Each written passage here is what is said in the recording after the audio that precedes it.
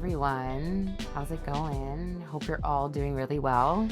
As usual, I'm here to talk about a topic that is important that comes up in my work and something that I think, hopefully you all will at least get some, even if it's just a nugget of information that helps you maybe try something new, think about a different perspective, maybe acquire a different tool, skill. Most things that I share here, I try to get information and research that's evidence based. So people can trust that when they come here to listen to what I have to share, that there's actually research backing it. And it's not just another person sharing their opinion. So, for many of you who are familiar with me, I've been a psychologist for over 2 decades, working with just about everybody.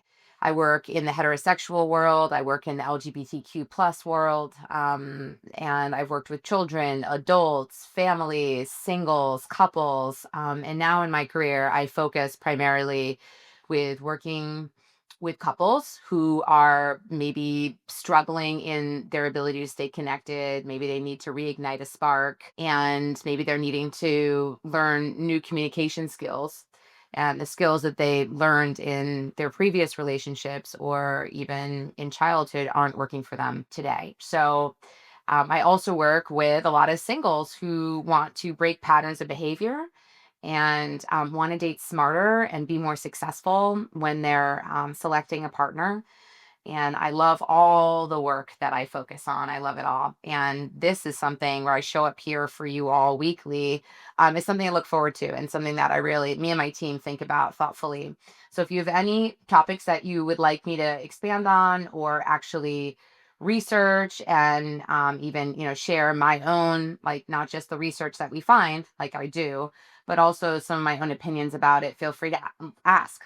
Post below in the comments and let me know what it is that you're wanting, and I'm happy to deliver that. Just wanted to share a tidbit about an interview I recently had last week. Vogue interviewed me about the topic of women coming out later in life, like women who have been married to men for years or been mainly dating men and have decided that they want to explore being with women.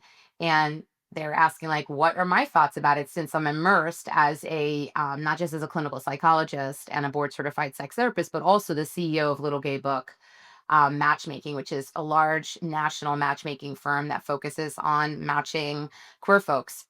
And we had a really great talk. And really, it's because I think today in our culture, it is safer to come out and explore, even though there's more visibility with social media and people, judging and criticizing. There's a lot of people who have a lot of opinions out there. So it can also be scary. But at the same time, we've come a long way with, with our confidence and comfort in the gay community. And just as a society, we're more familiar with it. It's less foreign. There's more media and exposure in television and things like that. So we've been, like many things, with exposure, you become more comfortable and less intimidated by it. And I think people are feeling more comfortable coming out. And also, they're realizing that traditional marriage is not really working. And we're still going off statistics from like the 80s or 90s with them stating that the divorce rate is at 50%. I can pretty much guarantee that it's higher than 50%. I don't want to throw a number out there because I don't have any research to back it up. I can tell you I see thousands of people, and I would say for sure it's over 50%. So people are trying different ways of having unconventional, untraditional relationships. And at the same time, I think that there are people who have been curious about hooking up and exploring maybe, their same gender intimately. So I'm excited that Vogue is doing an article on this. I think it's excellent because we need to have these conversations and we need to be thinking about it and being curious and not judgmental. Suspend judgment and just instead be curious. Because even if it's something that doesn't make sense to you, it just, it's beautiful to have people of all different interests and desires and proclivities and things like that. It's like that's what makes life so interesting. So we don't all want to be clones of each other. So, like, at the end of the day, even if it's something that's not your taste and your preference, that's fine. Let's just not judge or criticize and just be accepting of people's uniqueness and differences. So I happen to always be drawn to people that are different than me, that think differently than me, that live differently than me, because I find it fascinating. And I always learn something new when I have those deeper conversations with them, just from a place of curiosity and not judgment. So, all right. Anyway, last thing, thank you, all of you, for being here with me on this journey. And I look forward to continuing to provide you with really useful, helpful information, knowledge, tools, skills that you can apply to your lives. And please share, share, share. If anything you think is helpful that I'm putting out there that you think will actually have a positive impact in somebody else's life, please share it. All right, let's jump in. Let's jump into my topic for the day. Vanilla sex is boring, and that's okay to admit. It's a truth universally acknowledged that not all sex can be good. But there's a difference between having occasionally less than inspiring sex and feeling like the sex you're having is just plain boring across the board. At least for some of us, regular old vanilla sex just isn't doing it. Does this describe you? There's good news. You aren't doomed to having boring vanilla sex forever. And what is vanilla sex anyway? If vanilla sex is an unfamiliar term, it's because what it refers to is considered so commonplace, it's assumed to be the norm. Many people just call vanilla sex sex. Vanilla sex is any sexual activity that doesn't include a power dynamic. So, no overt elements of kink or BDSM like impact, restraint, sadomasochism, or psychological play like humiliation or degradation, but also no implicit power dynamics in which one person is more dominant and one person is more submissive. Vanilla sex also doesn't usually include any fetishes like feet or role playing. Gay or queer sex may involve partners taking on a top or a bottom role, but this isn't necessarily kinky. Some tops also identify as kinky tops or dominants, and some bottoms also identify as submissives. But in some contexts, identifying as a top or a bottom just refers to whether one is being penetrated or doing the penetrating. It's totally possible to have vanilla sex as a gay top or bottom. Vanilla sex isn't necessarily limited or restricted. Anything from kissing to strap on sex to anal falls under the umbrella of vanilla sex. But if you're feeling unfulfilled by this kind of sex or like there's something missing, it's not the only option. Why might you be bored during vanilla sex? For some people, vanilla sex is the the height of excitement and sensation. Just their partner's hand on theirs or a closed mouth kiss can get them coming undone. For others, this doesn't necessarily feel that titillating. It may not feel satisfying, engaging, or particularly sexy to have vanilla sex for a variety of reasons. That may include the physical sensations just don't do it for you, the feeling of like it just feels muted or unpleasant or uninteresting. You find you can't get physically turned on or aroused, even when you're attracted to your person or you care about your person, or regardless of your partner, whoever it is. You find you're drifting mentally or checked out during sex, unable to pay attention to what's actually happening, even though you really want to. There are a lot of reasons why you might be having this experience. It's entirely possible that you aren't into the sex you're having with this person. Not all sex with all people is good, especially if you're less experienced. It can be easy to convince yourself that there's something wrong with you if you aren't enjoying it. But that doesn't need to be the case. If you find that you aren't enjoying vanilla sex with any partner, it may be that you aren't into sex in general.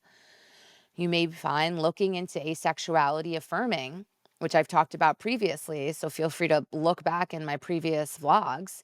It's also possible that you might enjoy sex more with a different gender. Suffering through boring, mediocre sex that they wish they enjoyed more is a first sign for many people that they may be queer or gay.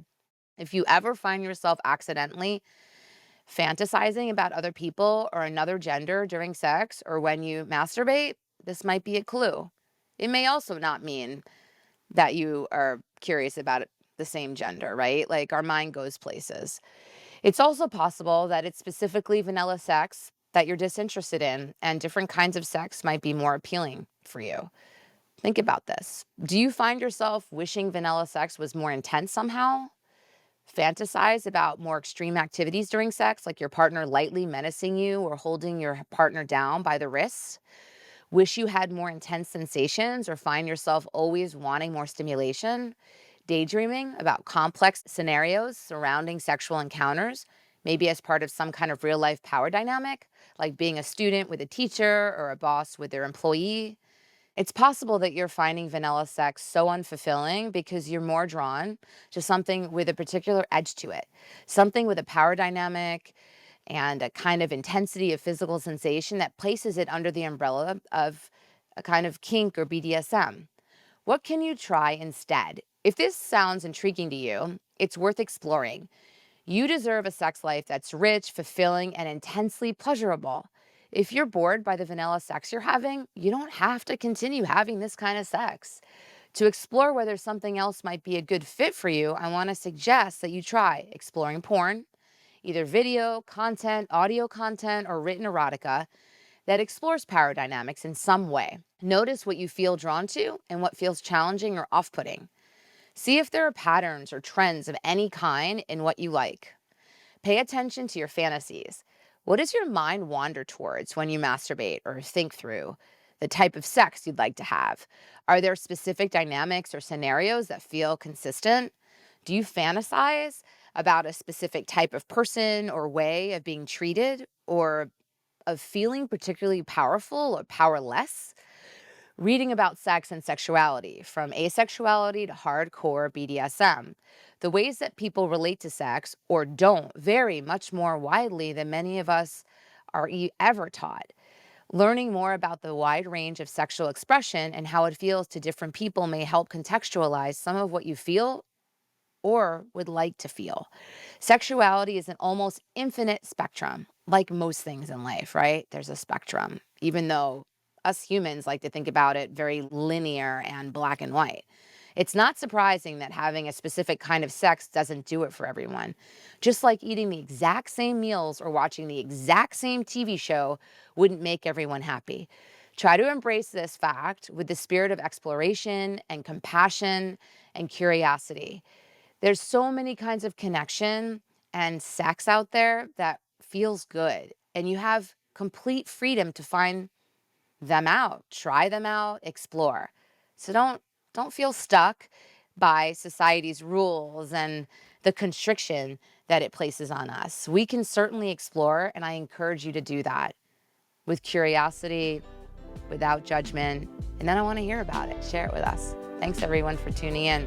Kisses, hugs, and I'll see you next time.